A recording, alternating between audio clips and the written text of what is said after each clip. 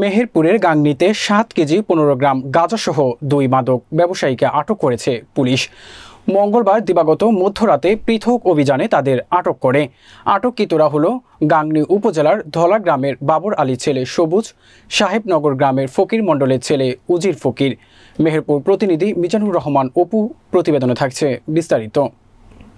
গাংনী থানার officer in charge Tajul Islam জানান, মাদক পাচার হচ্ছে এমন গোপন সংবাদের ভিত্তিতে গাংনী উপজেলার গাড়াবাড়িয়া গ্রামে পুলিশ অভিযান চালিয়ে ৬.৫ কেজি গাঁজাসহ সবুজ ও কাজীপুর গ্রামে অভিযান চালিয়ে ৫১৫ গ্রাম গাঁজাসহ উজির ফকিরকে আটক করে। আটককৃতদের বিরুদ্ধে মাদকদ্রব্য নিয়ন্ত্রণ আইনে মামলাপূর্বক জেলা আদালতে প্রেরণ করা হবে। তিনি আরও বলেন, মাদক উদ্ধারের সময় পুলিশের উপস্থিতি টের পেয়ে পৃথক স্থান থেকে ২ জন আসামি পালিয়ে যায়।